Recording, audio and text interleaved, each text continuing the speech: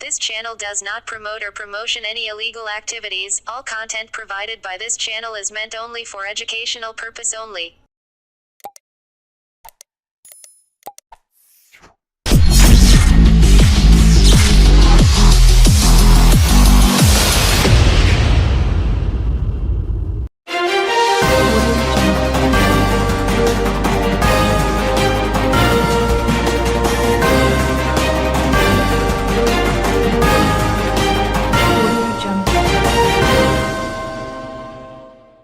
নিত্যদিন বেড়ে চলেছে গঙ্গায় স্নান করতে নেমে জলে ডুবে মৃত্যুর খবর।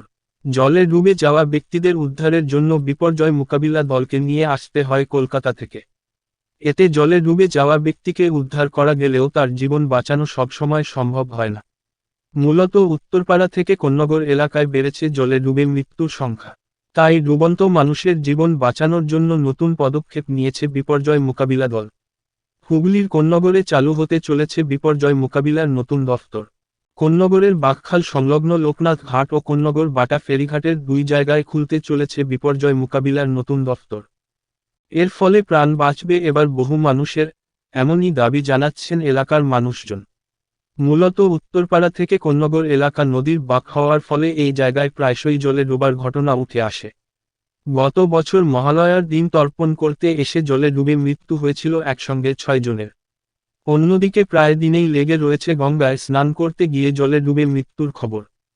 তাই এলাকার মানুষেদের দাবি ছিল অনেক দিনের যদি বিপর্যয় মোকাবিলার দপ্তর উত্তরপাড়া থেকে কোন্নগর এলাকার মধ্যে কোথাও করা যায়।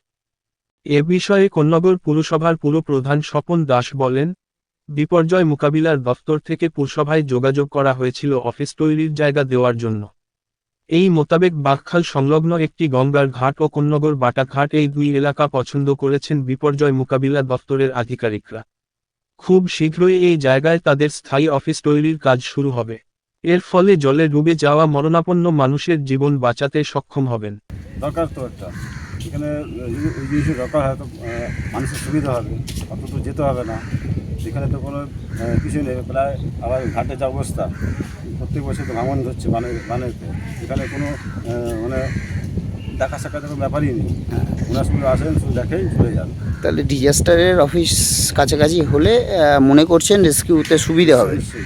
আমরা পৌরসভার থেকে পরিবহন দপ্তর এবং ডিজাস্টার ম্যানেজমেন্ট দুটো দলই হয়ে গেছে, কারণ এখানে রিপিটেডলি উত্তরপাড়া এবং কোন্নগরে, বিশেষ করে উত্তরপাড়া এবং কোন্নগরের 12 মন্দির ঘাটে প্রায় মানুষ স্নান করতে গিয়ে ঘুমিয়ে আছে কি আছে জানি না, সেখানে প্রায়ই অ্যাক্সিডেন্ট হচ্ছে বহু বছর, মানে আমি জন্মের থেকেই শুনছি।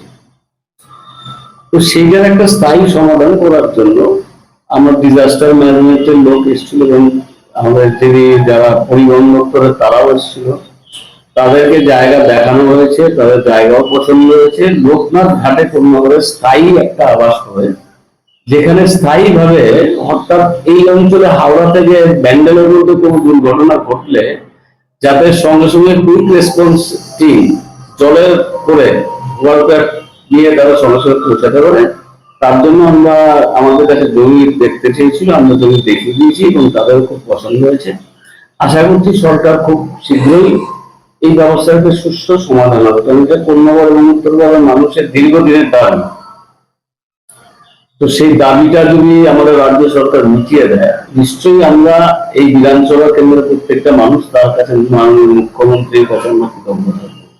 মানুষের জীবনও বাঁচবে অনেকটা। হ্যাঁ, অনেকটা।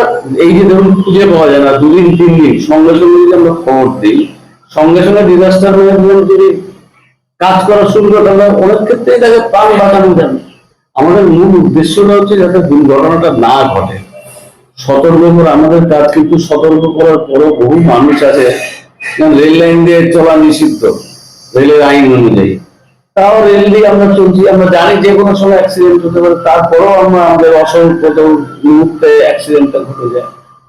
সেরকমই এখানে জানি যে একটা দুর্ঘটনা ঘটতে পারে, জেলে শুধু বাচ্চা বাচ্চা ছেলেরা তারা কোনো বেপরোয়া, তারা সাঁতারও জানে না, গঙ্গায় স্নান করতে নেমে তার মৃত্যু দিয়ে যায়। সেই দুর্ঘটনা কোনো মায়ের কোল যাতে খালি না হয়, তার জন্য মমতা ব্যানার্জির চেষ্টা আমার এবং এই প্রচেষ্টার সঙ্গে আমরাও কিছুটা এক হয়ে আমাদের জায়গা যা দেওয়ার আমরা দিচ্ছি, দিয়ে যাতে এটা হয় তার জন্য আমরা ব্যবস্থা নিচ্ছি। আশা করছি খুব শীঘ্রই কাজটা শুরু হয়ে যাবে।